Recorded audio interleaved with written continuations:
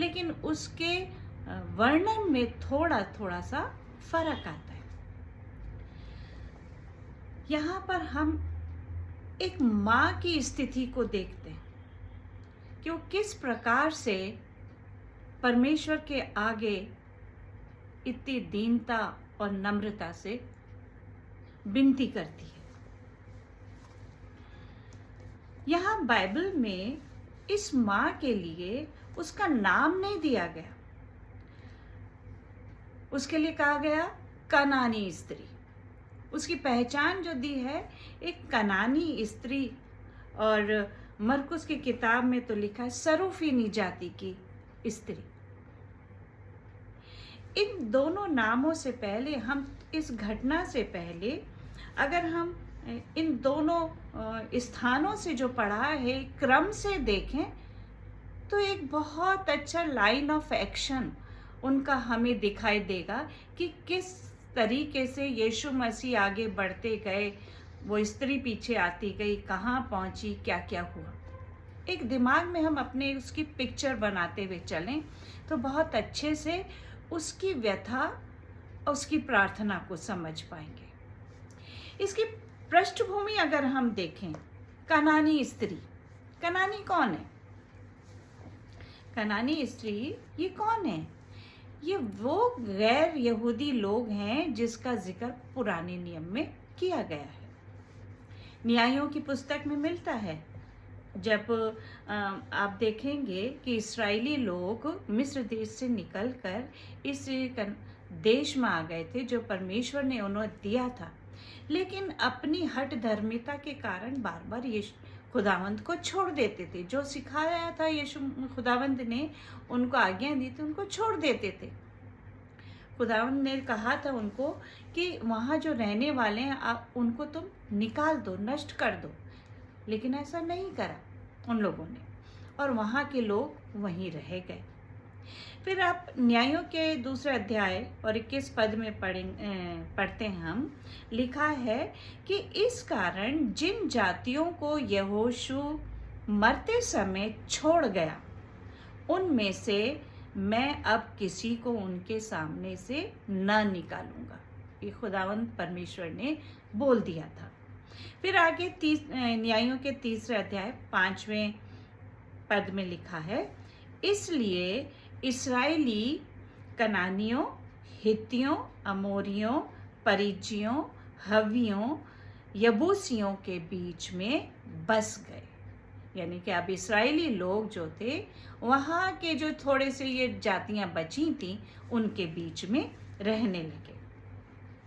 तो यानी ये स्त्री जिसका वर्णन हम अभी पढ़े हैं, वो इसी कनानी जातियों में से एक थी। मरकुस के सुसमाचार में इसी स्त्री के लिए लिखा है सरूफीनी जाति की स्त्री। हम जानते हैं कि उस समय रोमी राज्य था। जब यीशु मसीह इस दुनिया में थे तो उस समय रोमी राज्य था। सिर्फ इस्राएल में नहीं, अन्य और भी देश थे।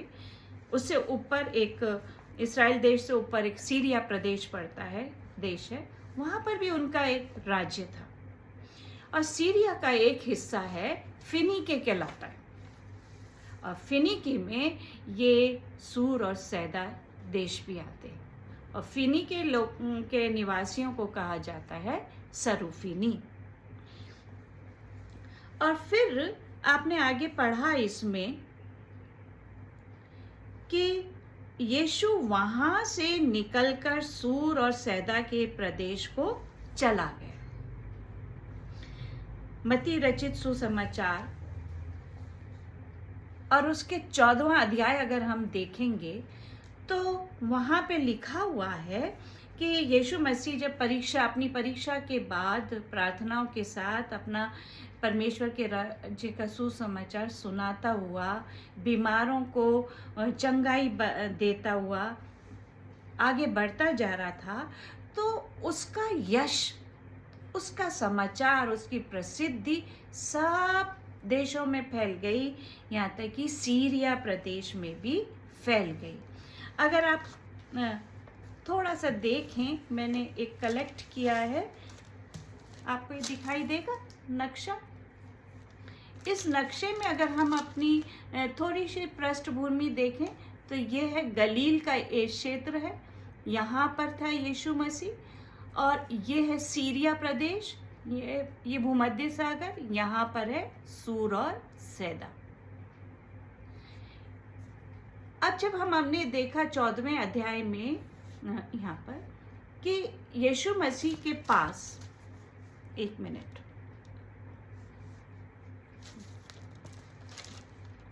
यहाँ नीचे देश से यानी यरूशलेम से कुछ लोग यीशु मसीह के पास आ गए, उसकी जानकारी लेने के लिए, सीखने के लिए तो नहीं, परंतु उस पर उंगलियां उठाते थे क्योंकि उसका यश फैलता जा रहा था। सब लोग उसके पीछे हो रहे थे। तो हमेशा ये रहता था उनमें कि हम इसमें कुछ दोष निकालें और इस पे उंगली उठाएं और इसको पकड़वाएं। तो वो वहाँ आकर गनीसरत शहर में, ये उस समय यीशु मसीह थे, और वहाँ पर आकर उससे पूछने लगे, बात करने लगे कि ये तो हमारे पूर्वजों की रिवाजों को मानता नहीं, ना हाथ धोता है और फिर वैसे ही खाना खा लेते हैं। तो यीशु मसीह ने उनको बहुत अच्छे से समझा दिया। ये 14वें अध्याय में हम पढ़ेंगे। और फिर गनेसरत से, ये सारी घटना गनेसरत से, और गनेसरत से फिर वो उठ के सूर और सैदा देश को चले गए। और सूर और सैदा देश वहाँ से कोई नज़दीक नहीं है, 10 मिनट का रास्ता नहीं है, वो वहाँ से कोई 60-70 किलोमीटर दूर है।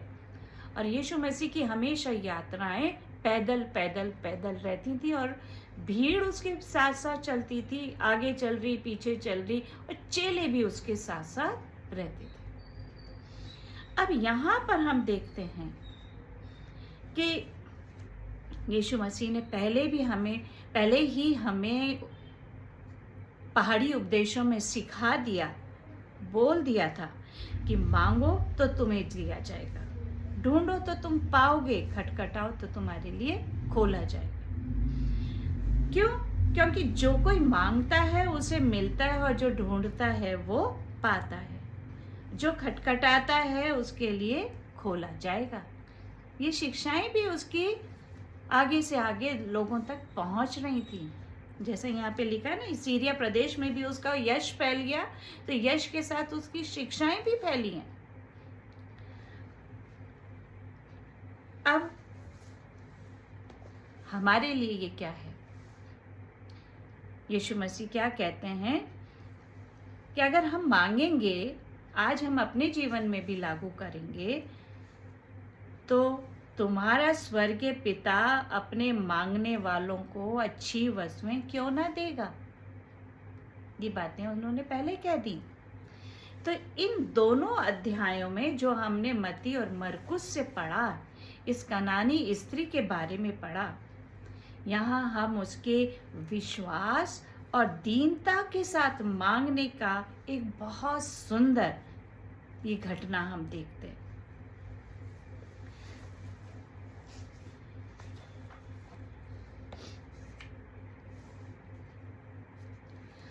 जब यीशु मसीह गनेसर से सूर सैदा को चले जा रहे थे, तो चलते चलते सूर सैदा के नजदीक पहुंचते पहुंचते एक स्त्री, लिखा है कनानी स्त्री, वहां से उनके पीछे चली। यीशु मसीह चलते जा रहे हैं और ये स्त्री भी उसके पीछे पीछे चलती जा रही है और चिल्लाती जा रही है।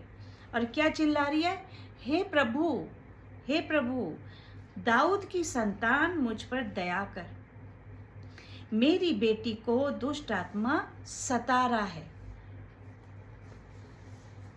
अब अपने आप सोचें, हम वो पिक्चर करें कि यीशु मसीह चलते जा रहे हैं और ये स्त्री उसके पीछे पीछे जा रही है। क्यों?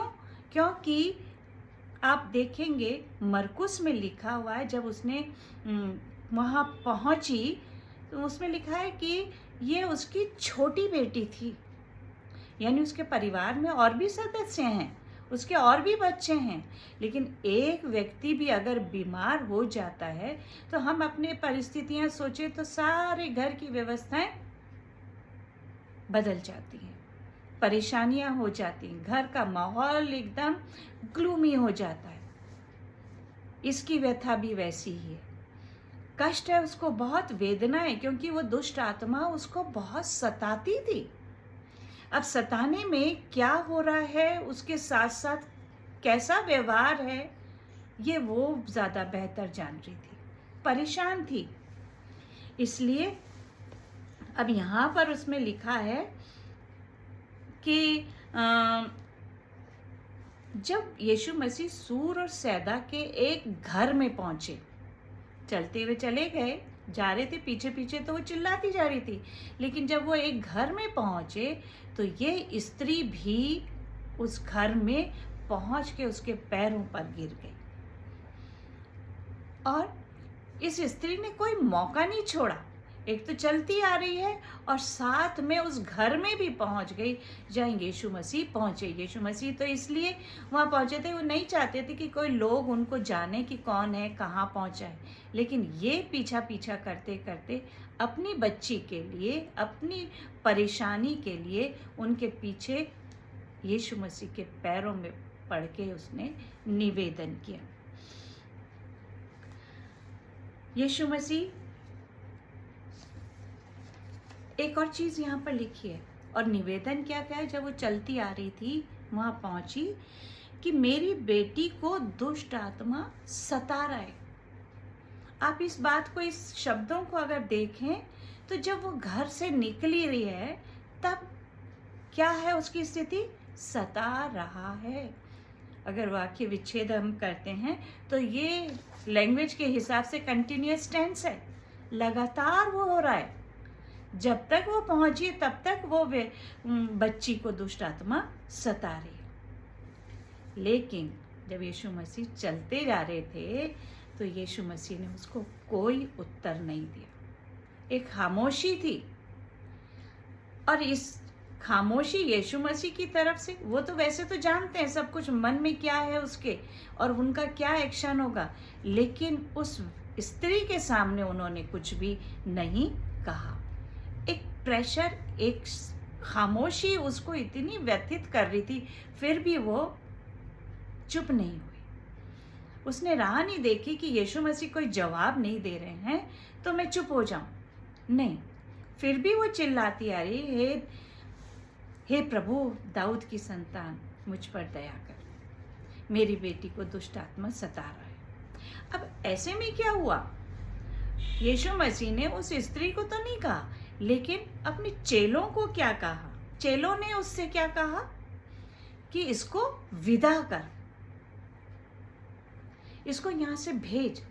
मतलब वो रिक्वेस्ट कर रहे हैं यीशु मसीह को, ये बताते हुए, ये चाहते हुए कि यीशु मसीह कुछ इसके लिए कर दे थोड़ा सा भी, और वो यहाँ से रवाना हो जाए। पर यीशु मसीह ने नहीं कहा, वो चलते जा रहे, और ये स्त्री भी वहाँ चलती जा रही है। और उस स्त्री को कुछ ना कह के उन्होंने चेलों से कहा, मैं इस्राएल के घराने की खोई हुई भेड़ को छोड़ मैं किसी के पास नहीं भेजा गया। और यीशु मसीह आगे बढ़ते गए।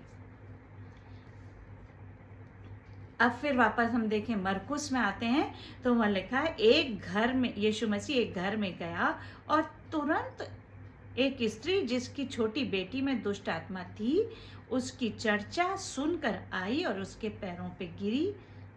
और मत्ती में लिखा है कि यीशु को प्रणाम करके कहने लगी। इंग्लिश में वर्ड आया है शी वर्शिप्ड। वर्शिप जिसका अर्थ क्या हो जाता है, बहुत सम्मान, बहुत आदर, एक ईश्वरीय आदर देकर, उससे रेवरेंस देकर उसके आगे झुकना, ये मानते हुए कि ये ईश्वर है। इस स्त्री ने, आप देखें, ये जान लिया जब उसके यश की चर्चा सुनी कि ये दाऊद के कुल का है जो इस्राएल जाति को नजात देगा, उद्धार देगा। ये वो ईश्वर है जो कि लोगों के दुखों से नजात देता है, बीमारियों को चंगा करता है, परमेश्वर के राज्य का सुसमाचार सुना रहा है। इस स्त्री ने मान लिया कि वो ईश्वर है, प्रभु है। उसने उसको कोई हे गुरु या हे रब्बी उनके उच्चारण नहीं किए, बल्कि सीधा कहा हे प्रभु। प्रार्थना है उसकी मन की, अपने आप को उसने समर्पित किया, उसके आगे झुक गई, इतना दीन किया कि सबके सामने, वहाँ जो भीड़ उस घर में बैठी हुए लोग बैठे हैं उनके सामने उसके पैरों में गिर पड़ी और स्वीकार किया कि हे प्रभु मुझ पर दया कर। अब यहाँ पर हम जो इसने प्रार्थना करी, क्या प्रार्थना करी? मुझ पर दया कर। और बीमार कौन था? उसकी बेटी, जो कि दुष्ट आत्मा से ग्रसित थी।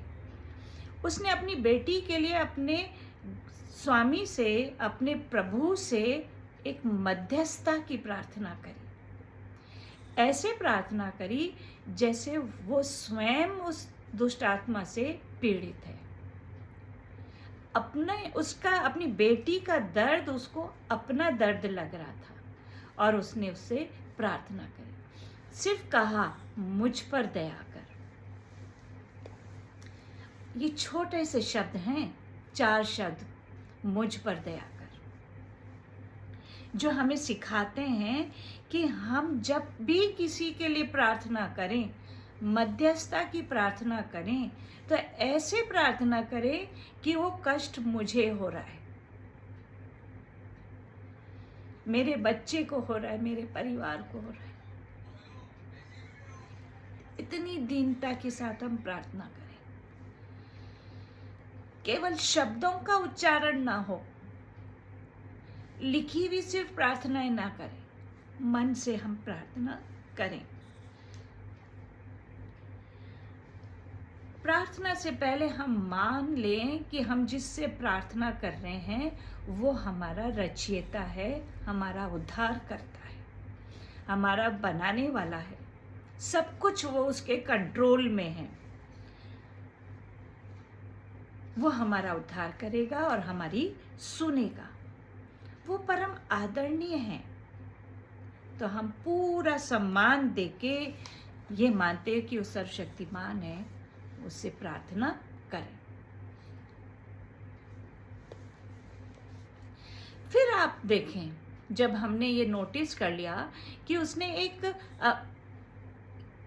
अपने लिए सहायता मांगी, फिर उसके बाद उसने एक स्पेसिफिक डिमांड करी, विशिष्ट, कि उसको क्या समस्या है। और वो समस्या बताई कि मेरी बेटी में दुष्ट आत्मा उसमें से निकाल दें।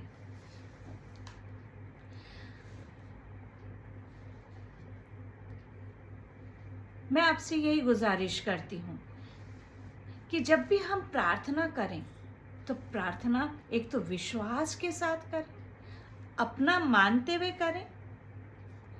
दूसरे की परेशानी जब हम प्रार्थना करते हैं मध्यस्थता की, तो हम जान लें कि जो कठिनाई दूसरे के है वो हमारे भी है। अगर हम कोई काम कर रहे हैं तब भी हम छोटी सी प्रार्थना कर सकते हैं। घर से निकल रहे हैं तो भी हम छोटी सी प्रार्थना कर सकते हैं। इसकी जैसे, इस कनानी स्त्री की जैसे, इसने मदद मांगी, मेरी सहायता कर। जब हम अपना प्रारंभ करते हैं दिन, तो भी हम प्रार्थना करें, हे प्रभु मेरी सहायता कर, लॉर्ड हेल्प मी। प्रभु मेरी सहायता करेगा, मेरी रक्षा करेगा, हर काम में हम उसको प्रथम स्थान दें। अब तब यीशु ने उस कनानी स्त्री को उत्तर दिया, पहले लड़कों को तृप्त होने दे। अब बात करी यीशु मसीह ने उससे, और सिर्फ क्या कहा? पहले लड़कों को तृप्त होने दे। यीशु मसीह उस घर में हैं, वहाँ उसके चेले भी हैं और बहुत सारे लोग जमा हैं जो उसको सुनने के लिए आए हैं।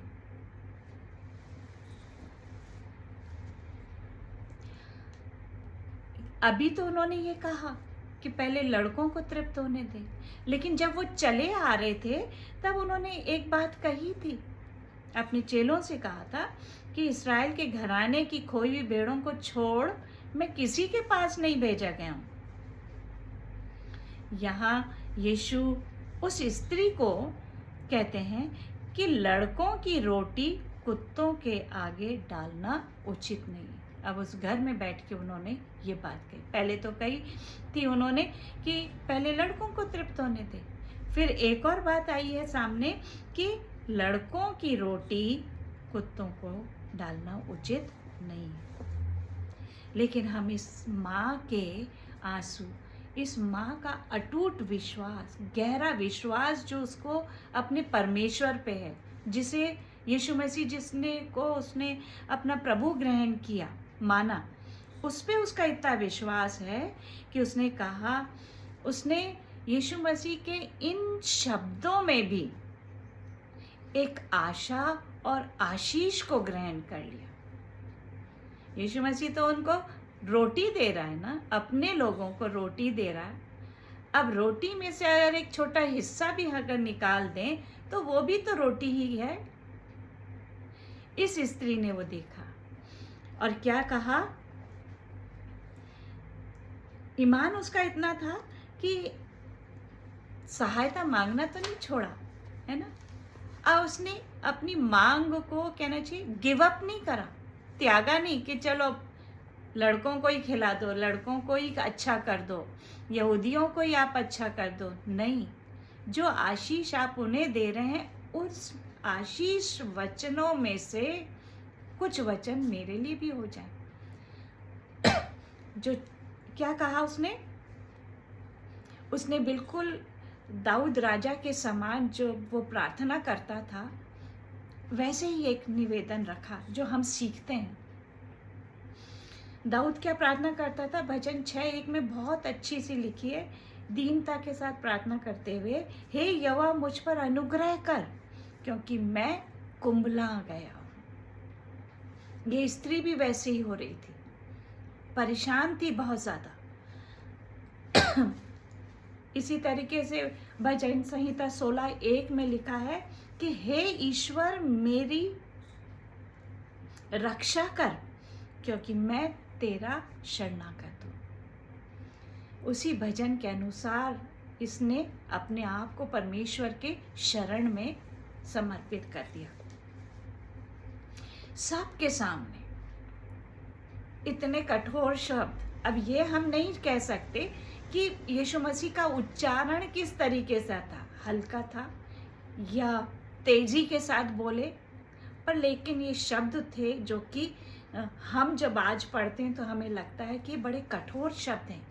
कि उनको कहा कि कुत्तों की रोटी, लड़कों की रोटी कुत्तों के आगे नहीं डाली जाती,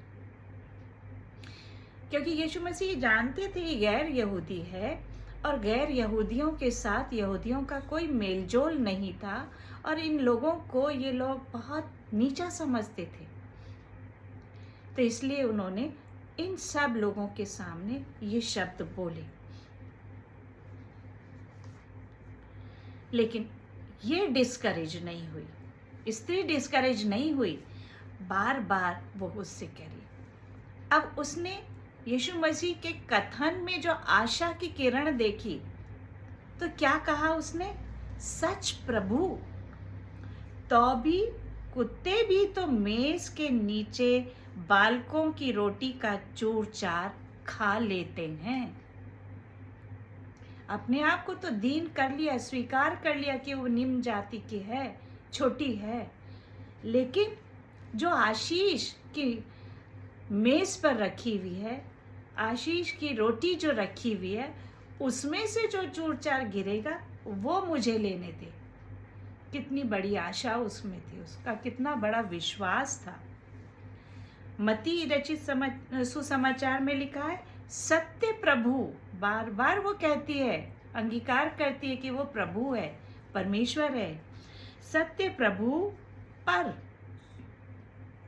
पर यानी जो कुछ कहा है आपने, उसके अलावा दूसरी बात और क्या है, कुत्ते भी वो चूर चार खाते हैं जो उनके स्वामी की मेज में से गिरते हैं, उसी आशीष में से खाते हैं जो आशीष परमेश्वर ने उनको दी है। जो उसी में से गिरेगा वो इसके लिए पर्याप्त हो जाएगा। उसने ये नहीं कहा कि यीशु पहले मेरे को दे दो, या मेरी बेटी तो अभी लगातार तड़प रही है दुष्ट आत्मा के कारण, आप उसको ठीक कर दो। ऐसा नहीं कहा उसने तो सिर्फ कहा जो बचा या जो चूरा नीचे जमीन पे गिरा है वही उसके लिए आशीष है। वो चूरा ही मिल जाए उसको, वो टुकड़ा ही मिल जाए उसको, वो उसके लिए पर्याप्त है। बार बार उसका निवेदन, उसकी प्रार्थना। प्रियो, आशीष तो आशीष ही है जो इस स्त्री ने प्राप्त कर ली।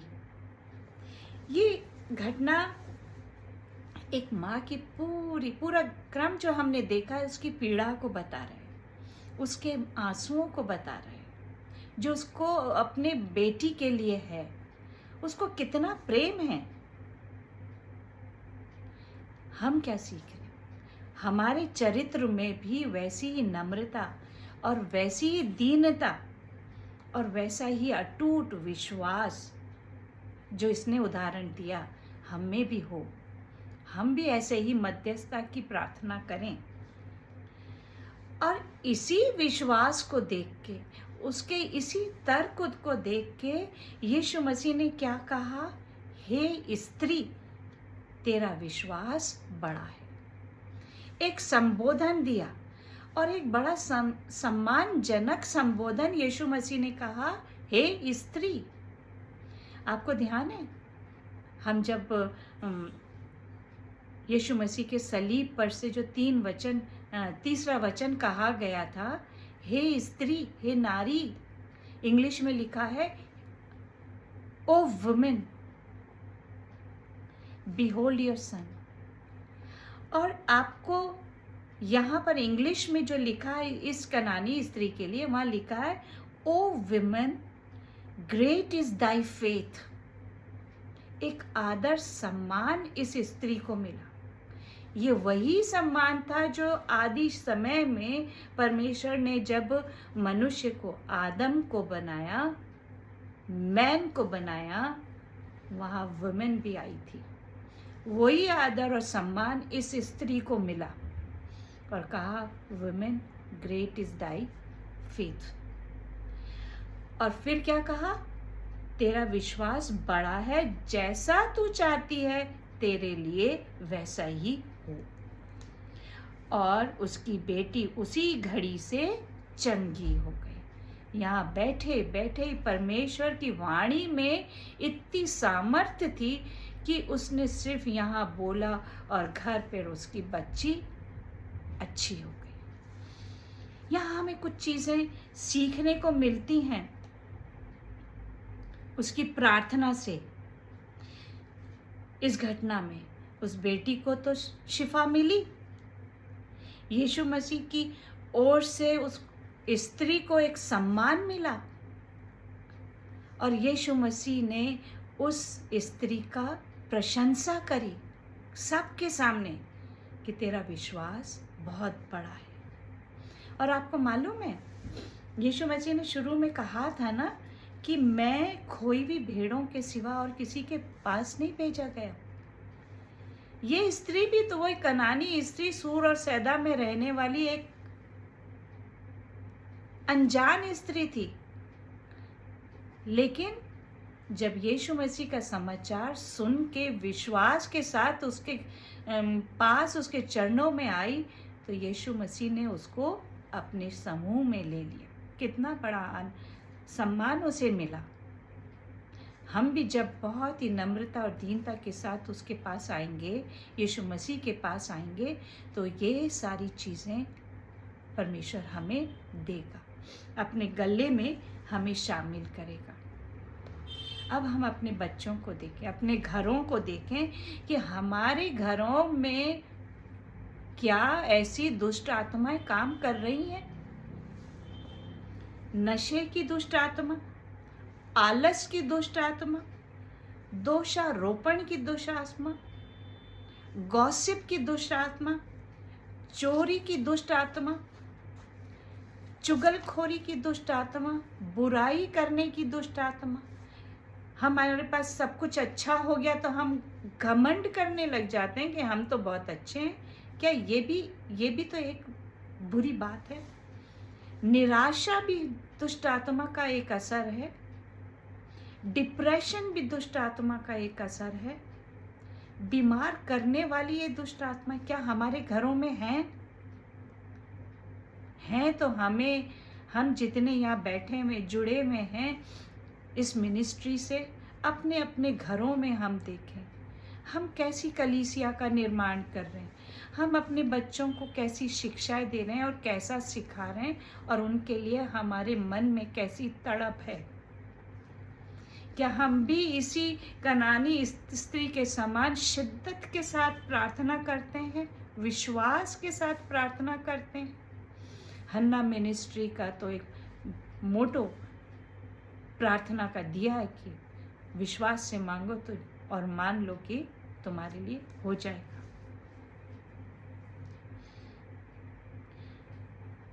हम भी प्रभु के चरणों में गिरकर, झुककर, सम्मान के साथ यीशु मसीह को सम्मान देते हुए, आदर देते हुए अपने बच्चों के लिए प्रार्थना करें।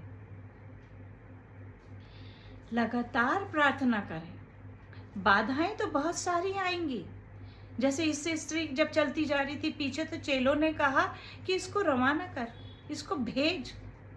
एक स्टम्बलिंग ब्लॉक बन गए थे यीशु मसीह के सामने ये, कि थोड़ा सा दे और यहाँ से रवाना कर दे। नहीं, बाधाएं हमारे पास भी आएंगी, हमारे ही लोग खड़ा करेंगे, लेकिन हमें अपने बच्चों के लिए प्रार्थना करनी है।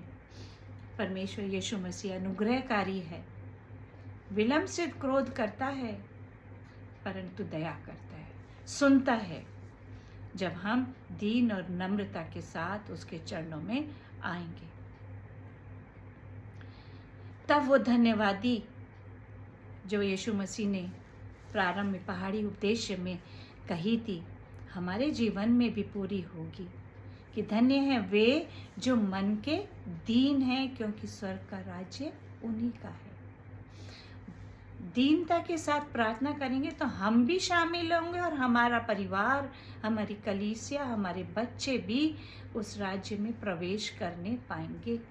तो ये हमारा दायित्व है, हर स्त्री का, हर महिला का, हर बच्चे का, जिसने ये परमेश्वर का वचन सुना और पढ़ा है। बार बार हम इसलिए पढ़ते हैं कि हम अपने विश्वास में रिफ्रेश होते चले जाएं, आगे बढ़ते जाएं। एक वचन में इतने सारे उदाहरण दिए हैं परमेश्वर की आशीषों के, जो प्रार्थना के जरिए मिले, परमेश्वर की उपस्थिति के जरिए से लोगों को मिले। तो हम वचन को पढ़ते जाएं, सुनते जाएं, विश्वास में मजबूत होते चले जाएं और आगे बढ़ते चले जाएं। और बच्चों के लिए, विशेष रूप से परिवारों में जो हैं, उनके लिए हम प्रार्थना करें।